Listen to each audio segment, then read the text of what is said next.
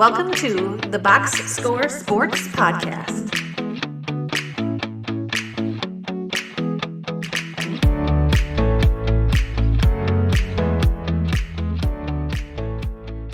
Okay, let's go Niners. Okay, this will be the season preview for the San Francisco 49ers. So if you're watching on YouTube, don't forget to like the video, subscribe to the channel. Let us know in the comments down below your thoughts on the Steelers. I almost said Steelers. 49ers offseason and also what you think they will do this season. Let's start with the fact last year they finished 12-5.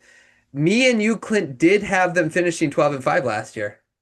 So we nailed that. Wow. Yeah, Talon. Hang the banner. Put the banner up. That's right. Talon, you weren't too far behind, though. You had them at 11-6, so you had some faith in them. Okay. Yeah. Okay, so let's talk about our favorite moves. So because it's Clint's team, I'm going to start with Clint on all these questions. So Clint, what was your favorite move that your team made?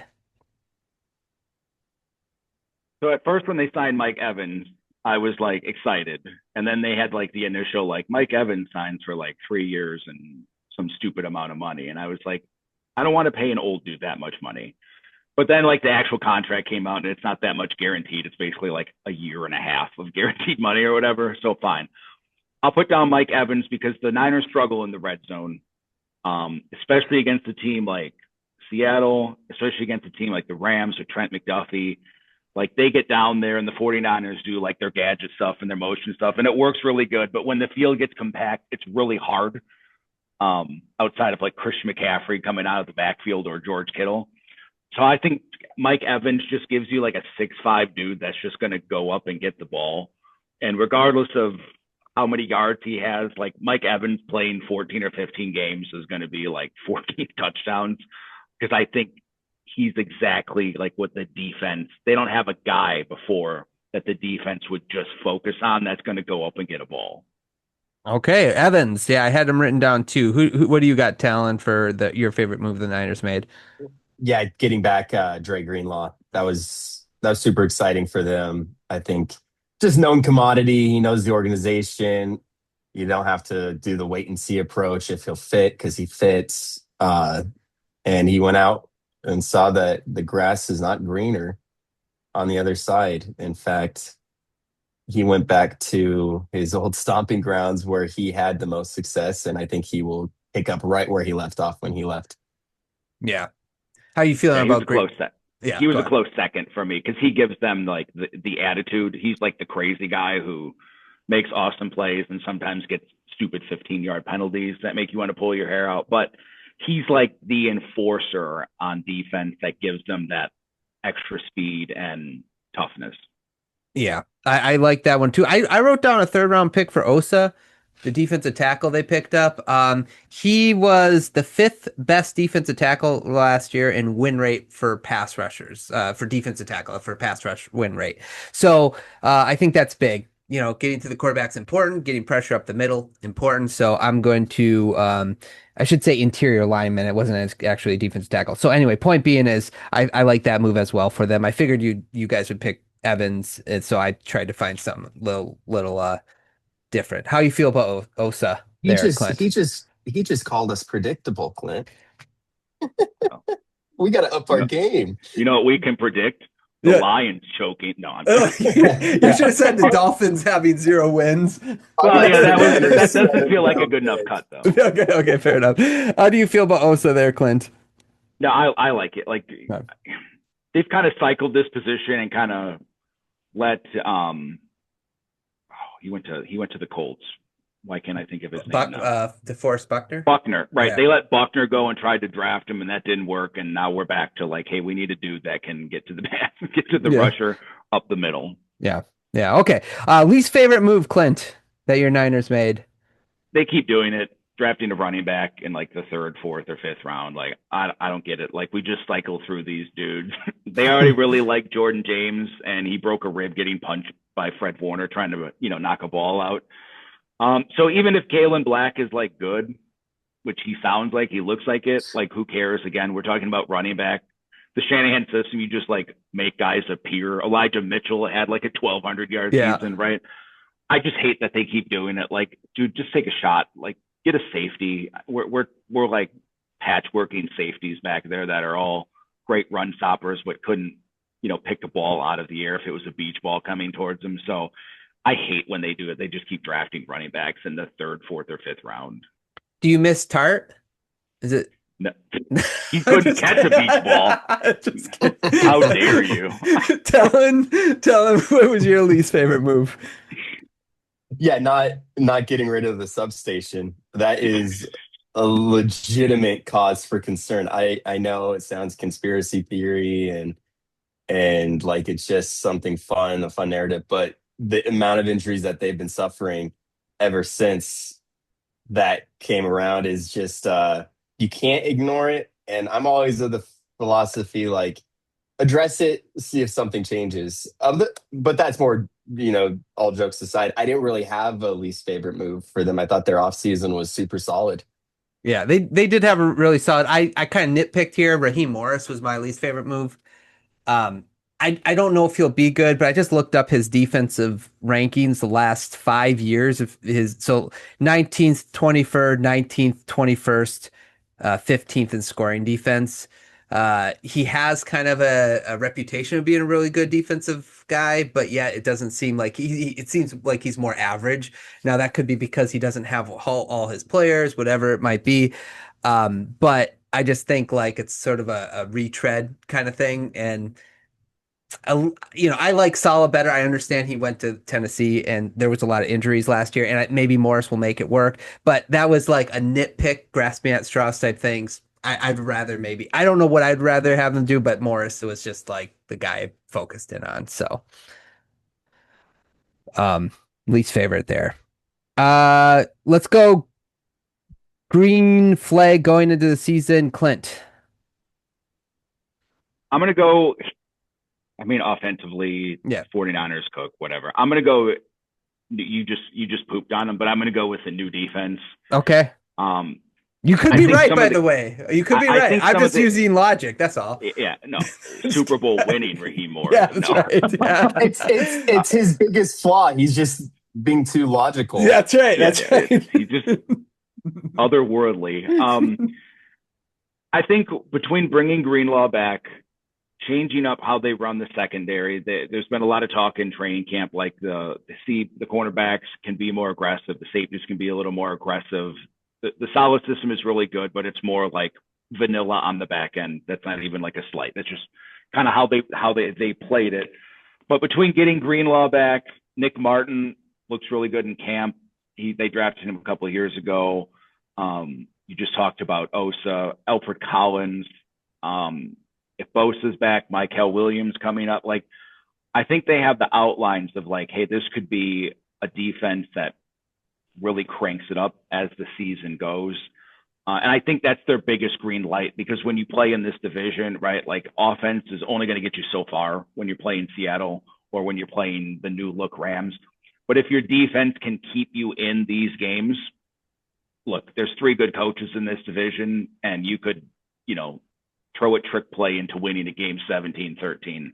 So I think their defense is their biggest green flag to either overcoming the Seahawks or warding off the Rams. Yeah, especially when you get to the playoffs, right? That's when the defense kind of shows, like you can go through a season. It's almost like the 3-pointer in the NBA. Like it'll get you a lot of wins during the season, but in the playoffs, it falls off. Offense is kind of the same way. You got to have defense in the playoffs to win. So I like that one, and I hope you're right. It's just that the modern history of what Morris has been able to produce on defense hasn't been great statistically, but it could be because he just didn't have the personnel. Talon, what about you? Green flag going into the season. Yeah, so CMC was obviously spectacular last year. And I think he's going to do something he's only done one other time in his career and do it back-to-back seasons, not to the extent that he did. And in order for that to come to fruition, I think the re-signing of Deebo Samuel was crucial, because something that the Commanders didn't do with Deebo very much was use him out of the backfield. And that would have been awesome in their situation too, to kind of help that running back situation excel because he creates confusion out of the backfield. Just simply lining him up back there, him and CMC, with his success as a running back too, that hybrid wide receiver will just, I think, give CMC a little bit more separation, elevate him despite him not needing elevation, but simply because of his older age. And I think having both of them in the backfield lined up, I foresee causing some issues. So CMC plus Debo equals success. Yeah, how does Debo look? Clint, you follow the Niners. Like I mean, he lost a bunch of weight. that's what I was going to ask because he gained a lot. Yeah. So I don't know, like, again, Debo Samuel is like awesome or terrible. There's like not really a middle ground with him. He looks motivated. I think he was kind of disappointed with how it went in Washington, and he did like the Ben Simmons look at all my workouts kind of tour this summer, but he looks really trim, and I think he's kind of been humbled a little bit because I think he got a little in front of his skis. He had that really big year at the Niners. He got paid, and then it kind of fell off. And I think maybe he's kind of realized like he's not like traditional wide receiver, but he's not like a total bit player. He falls in the middle. And the Shanahan system, how Kyle uses them, is kind of like his best bet. And like, hey, after going to Washington, being like, who cares if I have to be running back for 6 snaps or run out of the slot or be a fake tight end or run back kicks. So I think I agree with Talon. I think he really helps out. Yeah. Okay. I like it. And that's a green light I have is just their Shanahan's in his offense is like even with his quarterback going out for a couple games, he can survive. Like with Mac Jones, just the way the offense hums during the regular season, they'll find a way to win like 10 to 12 games. Just it's like almost a guarantee as long as they don't get too many injuries. But like last year, they had a ton of injuries and they found a way. So I just think with that system, Shanahan, veterans, it's the biggest thing going into this season for me. Red flag, biggest concern basically going into this season for you, Clint.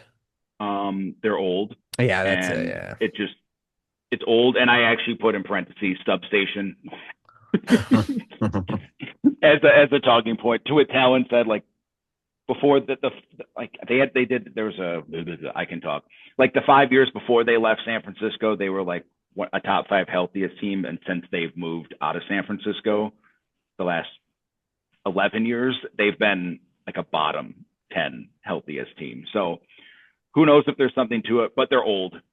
And look, Mike Evans is going to miss some games. CMC just turned 30. George Kittle's coming up, the Achilles. Debo is probably I think he's like 29, but he's an old 29 from his youth. So look, they're relying a lot on experience.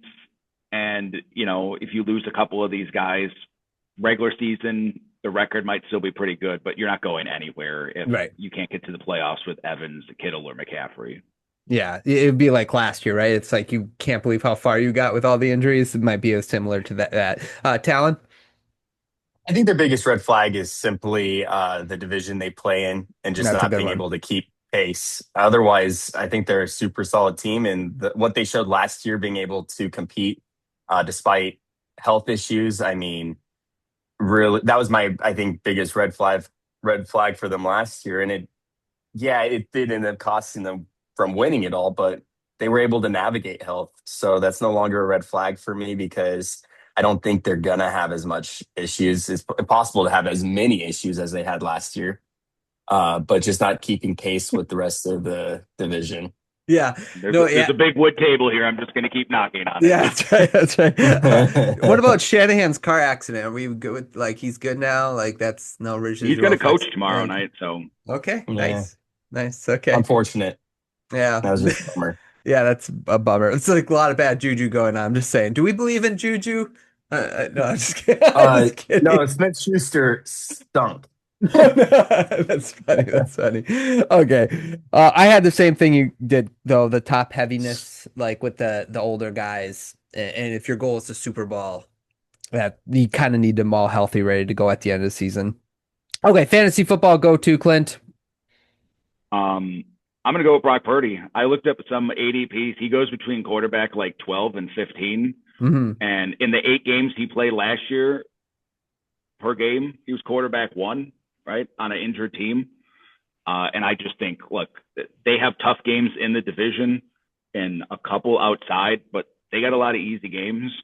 And I just think, like, with this offense, even last year with injuries, they put up numbers. And I think, especially if you can get them after quarterback 12, I think it's like a home run. I think he's like a top 6 or 7 fantasy quarterback. Okay, I like it. Talon? Yeah, if you draft right now or last week and don't wait any longer, George Kittle's value is pretty awesome because they're saying he's ready to start week 1. Of course, that's a big if, but I think he might be trending that way. And his value is fantastic. He's 4 years younger than George Kittle. And when you go do a deep, or not George Kittle, Travis Kelce, and when you do a deep dive on Travis Kelce 4 years ago, same age that George Kittle is, going into the same season, Travis Kelce had one of his best fantasy finishes, and I predict George Kittle will have one of his best fantasy finishes as well. So George Kittle at his value, get him. Oh, get him. And he might have a ton of touchdowns too if Mike Evans is around to like take that extra guy, focus on. How we feel about Christian Kirk? He's injured already, so whatever. Okay. I don't even know if he's gonna make the team, dude. Okay. Yeah. Well, I saw him and I thought he'd be kind of interested. Like, he had that really good couple years in Jacksonville when he was like the slot dude. And since all the attention is going to be on Kittle and McCaffrey and Evans, I'm like, well, maybe he'll get a bunch of catches, but maybe not. Okay. I have Evans might be a sneaky play. He's wide receiver 27 right now. So, I mean, that's for number 1. That's pretty, good. So. But I don't know if he'll be injured or not. So let's go ahead and predict their season. 9.5 is what they have. Clint, what do you got your Niners finishing? 12-5. 12-5. Talon? Man, after you guys nailing it last year, I'd be kind of stupid not to just copy and paste whatever you say. But I'm going to be stupid. 10-7. I think they're going to go 10-7. I think their age cliff just kind of runs out. Okay. Well, it's funny. I wrote down 10-7 as well. So we'll see if Clint's right or if it's like whoever tandems with me is right. So we'll see who's got that. Okay. It might be you. You're so logical. So. He's so logical. I want to see Ryan in a job interview. He's going to be like the Office where he's like Dwight. Michael, I'll start off with my biggest weaknesses. I'm too responsible. I make myself too indispensable. If only you knew. No, I'm just kidding. Okay, so that was our video for the 49ers preview for the season. If you're watching this on YouTube, please like the video, subscribe to the channel, and leave a comment down below how you think or, predict this 49ers season. Thanks so much for watching this clip of the Box Score Sports Podcast. I hope you guys enjoyed. If you haven't yet, please subscribe to our channel. Follow us on Instagram and Twitter or X. And we'll talk to you guys real soon. See ya.